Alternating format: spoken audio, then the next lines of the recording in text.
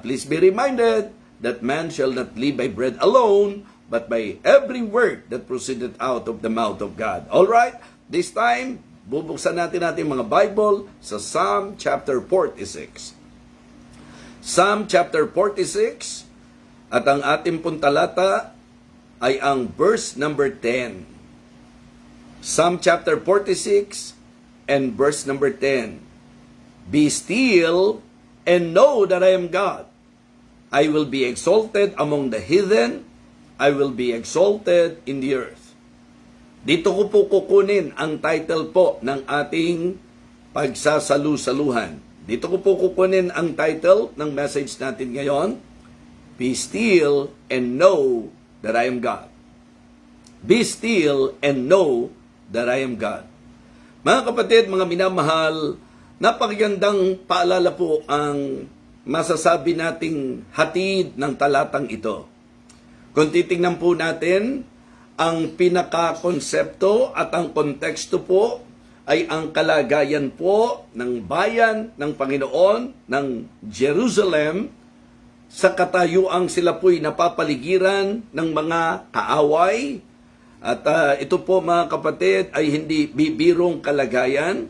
Sila po ay nasa threat, sila po ay nasa masasabi nating dangers at mga may hirap na sitwasyon. Kaya nga po ang ganda po nung sabi ng opening ng Psalm chapter 46. Ang sabi po ng verse number 1, God is our refuge and strength, a very present help in trouble. So dito po mga kapatid, magandang atin pong maintindihan na sa sitwasyon ng buhay, katulad nga po sa pinaka-konteksto nito, marahil po tayo'y napapalibutan ng mga atake ng kaaway, nandyan ang iba't ibang threat of the enemy, marahil we are facing struggle, experiencing struggle, facing battles sa buhay po natin. Well, it is good na tayo po'y ma-encourage sa pamagitan po ng ating pong mensahe. Again, the title of my message, Be still and know that I am God. Gusto ko lang po mga kapatid na sa maigsing kaparaanan, kukunin lang po natin kasi ang diwang hatid ng talata po, mensaheng hatid ng talata sa atin. So, yung idea po ng be still, it means to cease striving and to quit struggling in your own strength.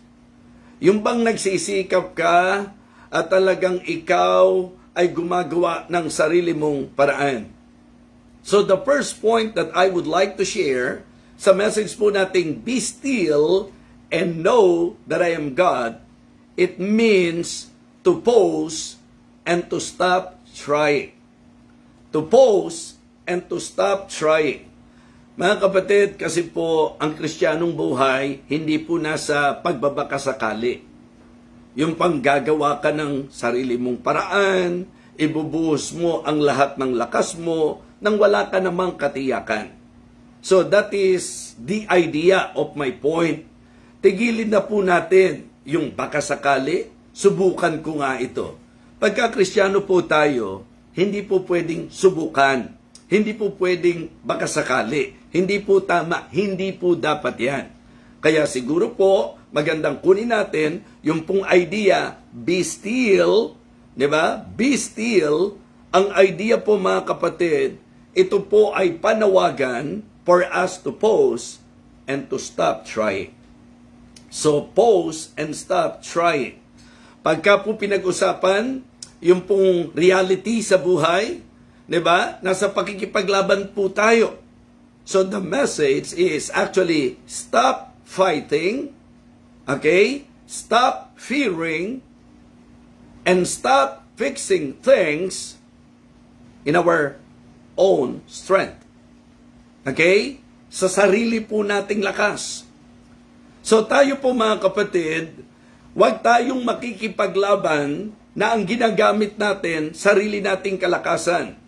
Okay? Malinaw po yan. Hindi dapat yung ating sariling kaunawaan. So it is good to be reminded na kung ikaw ay pagod na, kung ikaw ay may labang kinakaharap, So, ang idea po nung be still is to relax. Diba? Relax mga kapatid. Maganda po na ating bigyang pansin na talagang pwede po tayong pumanatag sa panahon po ng bagyo. Di po ba? Sabi nga po ng Panginoon, nung medyo masungit na po ang alon, apektado na po ang mga disipulo, ang sabi niya po doon sa alon, peace, be still. Sabi ko sa preaching ko, buti pa po yung alon nakinig sa Panginoon. Diba? So, dapat tayo ganun din po. Dapat matuto rin po tayong makinig na sinasabi po ng Bible, be careful for nothing. Let us face the fact that in the reality of life, the more that we are struggling, the more that we are worrying, the more na apektado po tayo. Amen? So, tingnan nyo po, mga kapatid, napakaganda po ng paalalang ito ng talata natin. Be still. Diba? Be still. Pause. Mga kapatid, hinto po tayo sa ating pong paggamit ng sarili nating lakas, sa paggawa po ng sarili nating paraan, and we need to be reminded dito po sa ating pinakateksto. Ang sabi po ng verse number 1, God is our refuge and strength, a very present help in trouble. Mga kapatid, mga minamahal, bibigyan pansin po natin ito sa second point. But please consider, tingnan nyo po, for you to have an idea, doon po sa pinaka masasabi nating context nito. Sabi ko nga, ito po yung time na sila po'y napapaligiran ng kaaway. Ito po yung time na talagang medyo hindi biro ang atake po sa kanila. And then, ang sabi po ng psalmist, ito po ang awit mga kapatid, God is our refuge and strength, a very present help in trouble. Therefore, will not we fear. Okay, though the earth be removed and though the mountains be carried into the midst of the sea, though the waters thereof roar and be troubled, though the mountains shake with the swelling thereof. Mga kapatid, mga minamahal, ang gusto ko pong i-point out, ang advantage ng Kristiyano, pwede po tayong pumanatag sa kabila po ng bagyo. Pwede tayong pumanatag sa kabila po ng masasabi po nating mga hindi po magagandang sitwasyon sa ating kapaligiran. Ang ganda nga po be still and know that I am God. That expression, okay, that statement, I can say, na talagang po pwede kang pumanatag at bigyang pansin mo ang Diyos. Yan po ang idea. So kaya yung idea po nung be still and know that I am God, it means to pause and to stop trying. Pause and stop trying. Diba? Hinto ka lang. Okay? Take it easy. And then, wag mong ipilit ang sarili mong paraan. Gaano karaming pagkakataon na ginawa mo yung sarili mong paraan? Gaano karaming pagkakataon na ginamit mo ang sarili mong lakas? Gaano karaming pagkakataon na ikaw ay gumagawa ng sarili mong solusyon? Na ikaw sa sobrang pag-iisip mo kung ano-ano ang naging hakbang mo? Ano po ang kinalabasan? Ano po ang naging end result? So, may mga times, at ito po yung panawagan. Ito po ay panawagan para tayo po ay mag-relax muna. Don't panic.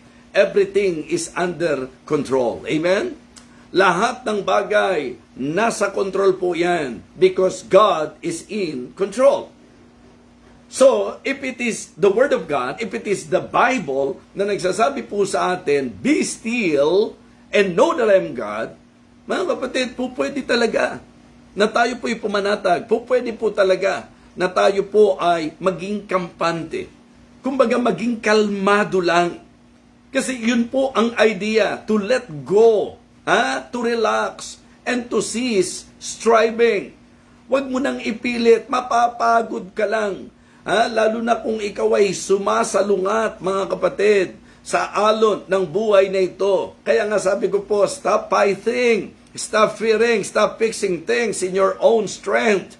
Diba? Parang ang gustong palabasin dyan, let me handle it. Panginoon ang bahala, mga kapatid. Kaya idudugtong natin ang ikalawang puntos po natin dito. So, It means to pause and stop trying. Number 2, it means perceive. Okay? Perceive and start trusting. Kasi ang hilig ko po lagi talaga, yung mismong talakayin po natin. Okay? Doon sa pause and stop trying, yung sinabi niyang, be still. Diyan ka lang. Pumanatag ka lang.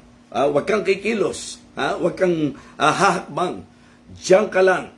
Okay? Let me handle it. Yan ang sinasabi ng Panginoon. Kasi marami ka ng pagkakataon at panahon na kung ano-ano na pinagagawa mo, wala rin naman eh. Diba? Ang dami pang dinamay. Ang dami pang mga naapektuhan. At ikaw mismo, ikinatanda mo lang, na-stress ka lang. Kaya kapon, binibiro namin si Mami malulaw eh. Sabi ko, pa-check up ka, Mami. Kami ni Ma'am Jill, binibiro namin siya, pa-check up po kayo. Nagtataka siya, ba't siya kailangan magpa-check up? Kasi parang hindi ako niniwalang walang problema yan. Tinitiyak ko po lahat tayo may problema. Pero tingnan nyo, pagka talaga ang Panginoon ang kasama natin, pagka natutunan nating pagtiwalaan ng Panginoon, ano man ang sitwasyon sa buhay, tandaan nyo po, the very idea of what the Apostle Paul said in Philippians chapter 4, verse number 6, napakaganda kasi nung sinabi niya, be careful for nothing.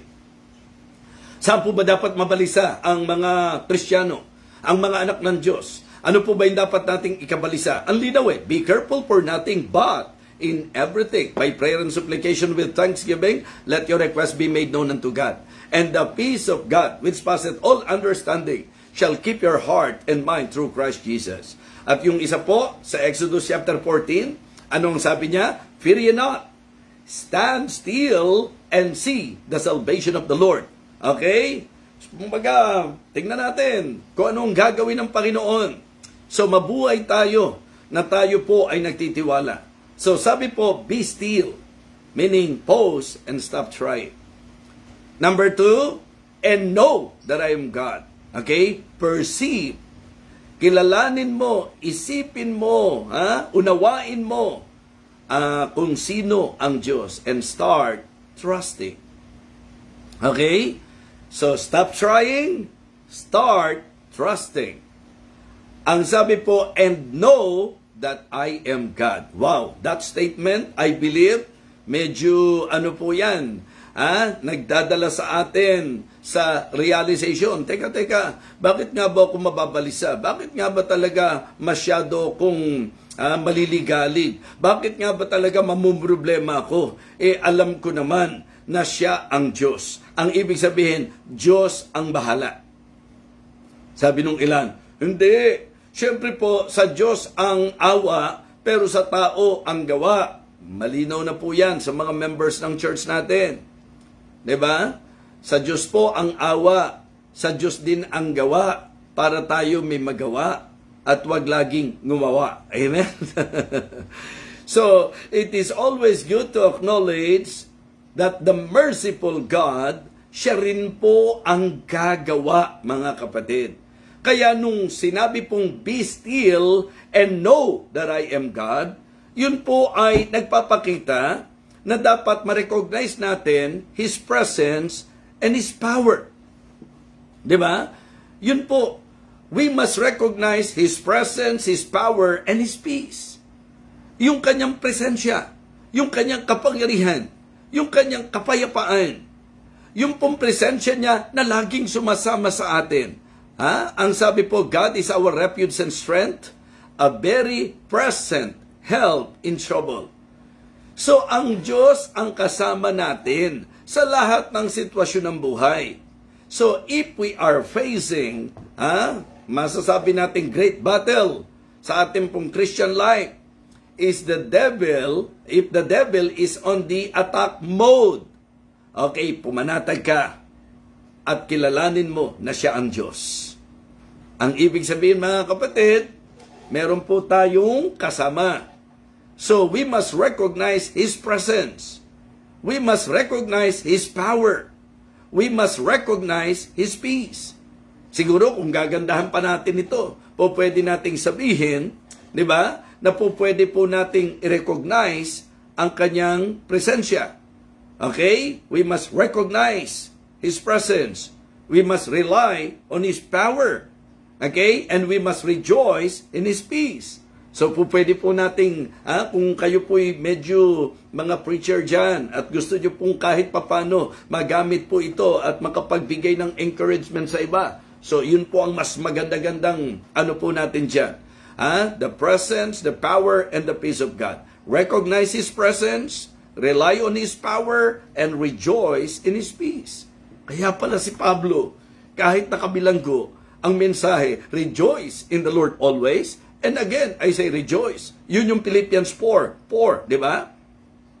Sa Philippians chapter 4, verse number 4, rejoice in the Lord always. And again, I say rejoice. Let your moderation be known unto all men. The Lord is at hand. Ang sabi po, be careful for nothing, but in everything by prayer and supplication with thanksgiving, let your request be made known unto God. And the peace of God, which passeth all understanding, shall keep your hearts and minds through Christ Jesus. Napakagandang pangako, mga kapatid. So, pause and stop trying. Kalimutan mo na yung mga paraan mo. Isa-isang tabi mo yung style mo. Isa-isang tabi po natin yung ating pangsariling magagawa. And then perceive and start trusting. Okay? Atin pong kilalanin at atin pong isipin ang Diyos at tayo po'y magtiwala sa Kanya. Lubos na magtiwala sa Kanya. Mga kapatid, tatandaan niyo po ito, na ang klase ng Diyos natin ay po pwedeng panghawakan. Yes, we can completely rely on Him. Yung Kanyang power, mga kapatid, grabe po, maliwanag yan, na talagang kahit bagyo, kaya niyang utusan. Anumang sitwasyon sa buhay, mga kapatid, kaya wag po tayong magpapatakot sa lahat ng mga dumadaan sa buhay natin. Because ang importante bilang Kristiyano po tayo, recognize the presence of God, rely on the power of God, rejoice in the peace of God, in His peace, mga kapatid. I remember in Isaiah chapter 26 and verse number 3, ang sabi po, thou wilt keep him in perfect peace, whose mind is stayed on thee. Napakaganda rin pong memory verse yan. Diba? Nung sinabi po sa sulat ni Isaiah, thou wilt keep him in perfect peace, mga kapatid, whose mind is stayed on thee. Pagka ang isip mo, diba, ay nasa Diyos, kapag ka ang masasabi natin pinagtitiwalaan mo ay ang Diyos, pwede ka talagang pumanatag. Why? Because of His power and because of His presence. Yung talagang, yung presensya ng Panginoon, naalala nyo po, Hebrews 13, verse number 5, and verse number 6, let your conversation be without covetousness, and be content with such things as ye have, for He had said, I will never leave thee, nor forsake thee. So, yun po ang malinaw na nag-i-imply ng presensya ng Diyos na laging sumasama sa atin. Diba? The promise of God, He will never leave us. It means to say, in all circumstances in life, in all battles that we are facing, in all the attack of the devil, what is important is the assurance that God is with us and He promised that He will never leave us, He will never forsake us. Mga kapatid, yun yung sinasabi kong presence. Kaya pagdating po ng verse number 6 ng Hebrews chapter 13, so that we may boldly say, yung buong tapang na masasabi natin, the Lord is my helper, I will not fear. I will not fear. Hindi ba kapayapaan yun? Di ba? Yung hindi ka nabubuhay sa takot, hindi po kailanman magiging payapa ang isang taong puno ng takot at lagi pong nakababad sa pangamba, kabalisahan at pag-aalala. So that we may boldly say, okay, because of the assurance of His presence, again, ang sabi niya, okay, ang linaw-linaw po, let your conversation be without covetousness, and be content with such things as you have, for He had said, I will never leave thee, nor forsake thee, so that we may boldly say, the Lord is my helper, I will not fear what man shall do unto me. Ang konteksto po ng teksto natin, napapalibutan po sila ng mga kaaway. Nasa atake po sila ng mga kaaway. Nililigalig po sila ng mga kaaway. Pero mga kapatid, ang napakaganda po na ating mabigyang pansin, yung sinabi po niya sa verse number 1, God is our refuge and strength, a very present help in trouble. Sa Hebrews 13:6, the Lord is my helper. I will not fear what man shall do unto me. Mapapansin niyo po ng isa sa lagit-lagi binibigyan pansin po natin sa ating pong Believer's Breakfast ay ang words of encouragement. Yung po bang idea na talagang sa pinagdadaanan po ng mga mananampalataya, sa everyday battle po natin, yung bang everyday na nararanasan po natin ang mga atake ni Satanas sa buhay natin bilang Kristiyano, I believe magandang laging nababantayan at naaalagaan po tayo ng salita ng Diyos. Mga kapatid, mas maganda na talagang tingnan po natin beyond the storm and trust the Savior na siyang may kakayahan na sumaway sa bagyo, mga kapatid. Kaya pagka po yung faith natin nag-go-grow, pag yung tiwala natin sa Diyos nag-go-grow, mga kapatid, mahinto po ang pagkabalisa, maaalis ang pag-aalala, mga kapatid. At magsisimula tayong tingnan kung papaano pumilos ang kapangyarihan ng Panginoon. Amen? So be still, so pause, and stop trying. Ang message natin, hinto lang po tayo, kalimutan natin yung iniisip natin, yung paraan natin, yung diskarte natin, and then perceive and start trusting. And know that I am God. Baka nakakalimutan natin yun.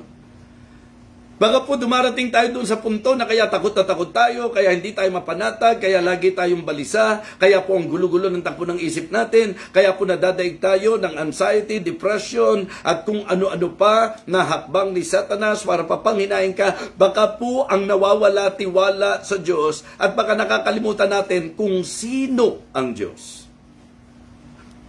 May we not forget that, mga kapatid, na ang Diyos natin, siya po'y Diyos na mapangahawakan. Amen? Siya po'y Diyos na mapagkakatiwalaan. So, pause and stop trying. Be still and know that I am God. Ayan. Know that I am God. Perceive and start trusting. Ang maganda po, bigyan pansin din po natin yung sinabi po nung last part. Okay? Be still, we need to pause and stop trying. And know that I'm God, we need to perceive, okay, and start trusting. I will be exalted among the hidden. I will be exalted in the earth. Mga kapatid, ang pangatlong puntos po natin, praise and stay thankful. Praise and stay thankful. So, yun lamang po. Stop trying. Ang ibig sabihin, kalimutan ang sarili nating paraan. Huwag ipangahas ang sarili nating gagawin at magagawa. Huwag ang sarili nating lakas. Huwag ang diskarte natin. Start trusting. Know that He is God. Know that I am God. Yan po ang sabi niya. Okay? Naglilid dyan sa isip. Siya ang Diyos. Ano ang dapat nasa isip natin patungkol sa Diyos? Diba? Kasama natin siya, makapangyarihan siya, at talagang siya ang nagbibigay ng kapayapaan. Praise and stay thankful. Ito na naman, papasok na naman si Job dito. The Lord gave, the Lord that taken away. Blessed be the name of the Lord. We can still praise the Lord in spite of our struggles. We can still praise the Lord in spite of all the hardships, difficulties, testings, trials, sufferings, tribulations. Ano man pong maranasan natin sa buhay na ito, pwede pa rin tayong magpuri sa Diyos. Pwede pa rin po tayong manatiling nagpapasalamat sa Diyos. Amen? You know, sometimes kapag hindi po natin nararanasan yung mga matitinding laban sa buhay, hindi natin gaanong na-enjoy ang pagkilos ng Panginoon. Mas visible ang pagkilos ng Panginoon, 'di ba? Kapag ang mga sitwasyon impossible. 'Di ba? If the situation is impossible, 'di ba, the power of God will become visible. Mas kitang-kita kapangyarihan ng Diyos. Kasi pag puno ka pa ng sarili mo, hindi mo makikita ang Diyos eh. Pag puno ka ng diskarte mo, hindi mo na-discern kung ano ang kalooban ng Panginoon. Now, for us to really feel and discern, di ba, kung ano po ang kalooban ng Panginoon, kailangan po na tumigil po tayo sa ating mga sariling pamamaraan, magsimula po tayong siya ang ating pagtiwalaan, atin po siyang papurihan at manatiling pinasasalamatan. Amen? Kalimutan ang sarili nating paraan, magsimula na siya'y ating pagtiwalaan at manatiling siya'y ating pasalamatan. Amen? So mga kapatid, stop trying, start trusting, and stay thankful.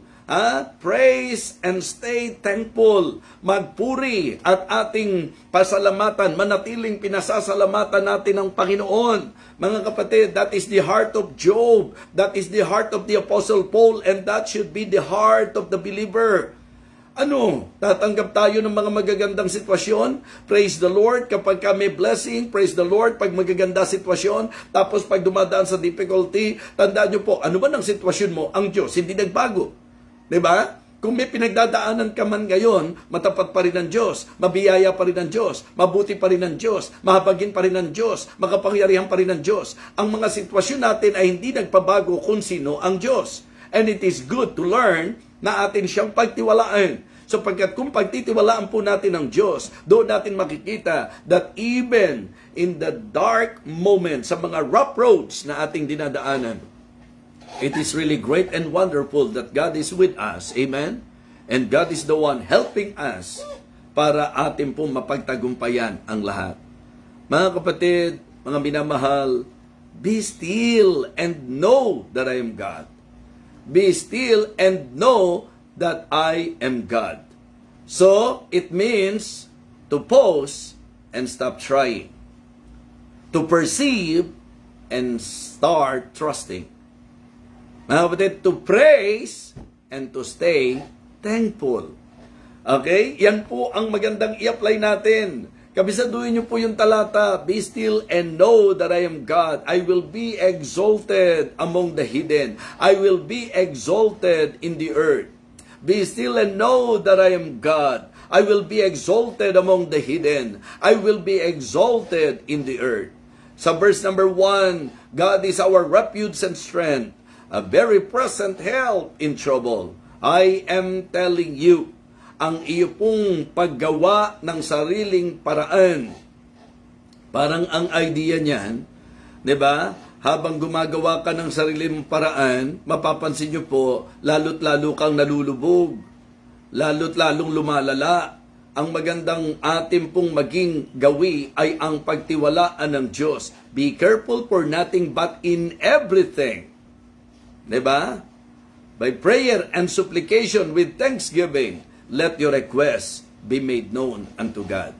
Mga Kristiyano, kamusta po tayo sa ating pong lakbay bilang mananampalataya? How many times na sa buhay po natin nadaig tayo ng takot at pangamba? How many times na sa buhay po natin gumawa tayo ng ating sariling paraan at lumala pa ang sitwasyon? How many times na nakakita ka na ng mga taong sobrang naapektuhan sa laban sa buhay at karanasan sa buhay, and because of that, hindi nakayanan at gumawa na ng kanilang sariling hakbang? It is good to be reminded, Christians, na may Diyos na nandiriyan. Okay? May Diyos na hindi tayo iiwanan. May Diyos na handa tayong laging samahan. May Diyos na makapangyarihan. At may Diyos na nagbibigay ng kapayapaan sa anumang unos sa ating buhay. Mga kapatid, be still and know that I am God. I will be exalted among the hidden.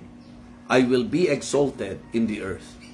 Ito po nawa ang ating pong maging kalakasan para sa araw na ito, mga kapatid. Yung alam natin na ang Diyos ang ating kasama, na siya ang pwede natin panghawakan, at sa Kanya mayroon tayong kapayapaan. Be still and know that I am God. Be still. It means to pause and stop trying. to perceive and start trusting, to praise and stay thankful. Ito po ang mensahe ng Panginoon para sa bawat isa.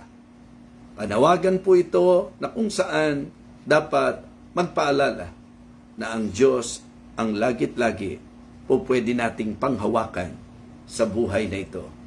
Pagod ka na ba? Gulong-gulo ka na ba? Hinang-hina ka na ba?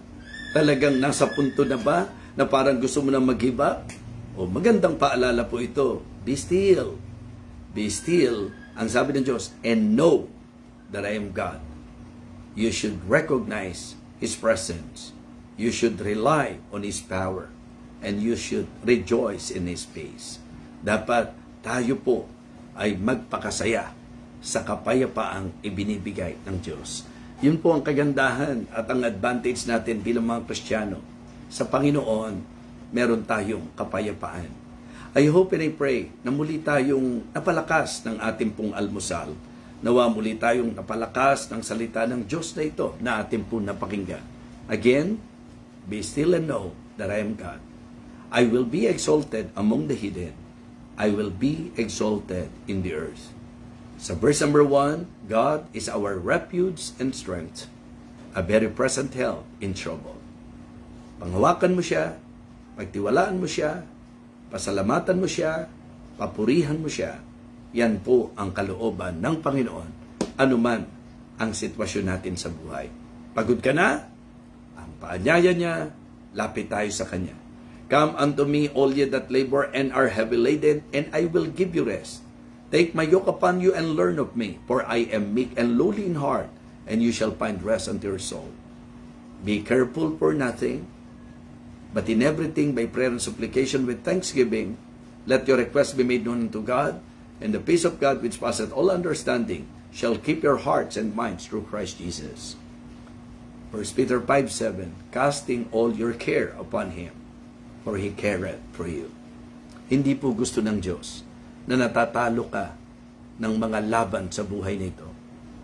Ang gusto po ng Diyos, payapa at panatag ka, ano man ang bagyo, unos, na maranasan mo sa buhay nito. Kaakibat nito ang Kanyang pangako, hindi niya tayo iiwan, hindi niya tayo pababayaan. Huwag niyong iaalis sa isip niyo yan, na ang Diyos, hindi niya tayo iiwan, hindi niya tayo pababayaan. Lagi niyo pong tatandaan, siya ang Diyos, siya ang Diyos. Be still and know, di ba? Siya ang Diyos, mga kapatid. Kaya ngayong umagang ito, ating pong patuloy na panghawakan ng Diyos sa ating buhay. Let us pray. Dakilang Diyos, salamat po sa mensahe. Salamat po sa paalalang ito. Salamat sapagkat hindi lamang ito naging paalala sa amin, kundi saway, Panginoon. Saway sa lagi naming pag-aalala. Saway sa lagi po namin paggawa ng aming sariling paraan. Saway sa pangangahas po namin ng aming sariling diskarte at lakas. Saway sapagkat hindi po namin nagagawang lubusang pagtiwalaan ka. And this time, Lord, after hearing this message, gusto naming ilagak sa iyong lahat ng gumugulo sa aming isipan. Gusto naming ipagkatiwala sa iyo ang lahat ng aming mga laban sa buhay. Panginoon, hiling ko po na lagit-lagi, huwag maalis sa isip namin, ikaw ang aming kasama. Huwag maalis sa isip namin, Panginoon, na hindi mo kami iiwan, hindi mo kami pababayaan. Na huwag maalis sa isipan namin, Panginoon, na pwede kaming sumandig at magtiwala at manghawakan sa iyong kapangyarihan. At dakilang Diyos, nawa paalala mo sa amin na pwedeng pumayapa kahit sa panahon ng unos. Nawa dakilang Diyos, ma-reach namin ang level ng aming Christian life na talagang papayapa kami sa kabila ng lahat ng mga kaguluhan sa aming paligid. Dakilang Diyos, salamat po sa patuloy na basbas mo sa ministeryong ito. Sa iyo ko po'y pinagkakatiwala ang bawat nakasubaybay ngayon. Panginoon, yung mga may karamdaman, lalo na po yung may mga mabibigat na karamdaman, nawa napalakas po sila ng mensahe. Katulad ng ginawa mo kay Pablo, na ang kanyang tinig sa laman, pagkamat hindi mo pinagaling, Panginoon, pero pinaalala mo na meron kang sufficient grace. Nawa, Panginoon, ito rin po ang magpalakas sa bawat may mga karamdaman ngayon. Sa mga may problema ng akala nila parang helpless and hopeless na po ang kanilang sitwasyon. Nawa ngayong umaga, na-realize namin na walang hopeless and helpless situation kapag ka ang Diyos ang aming pinagtiwalaan. Nawa dakilang Diyos lagi pong sa puso namin, pasasalamat, papuri, lagi sa iyo, O Panginoon, ang laman nito at ang bukas ng aming mga bibig. Lord, thank you so much. Pinagaang po nito ang aming puso. Kaya sa mga may presenting problema, Panginoon, lapatan mo po sila ng tamang solusyon, Panginoon. Dakilan Diyos, nawa palakasin mo po ang mga nangihina. Nawa dakilan Diyos, tumibay po ang kalooban ng bawat nakinig ngayon. Again, thank you so much, Heavenly Father. Igawad mo po ang iyong basbas at ang iyong pagpapala sa aming lahat, aming Ama. Ito po ang aming panalangin. Sa pangalan po ng aming Panginoong Jesus. Amen.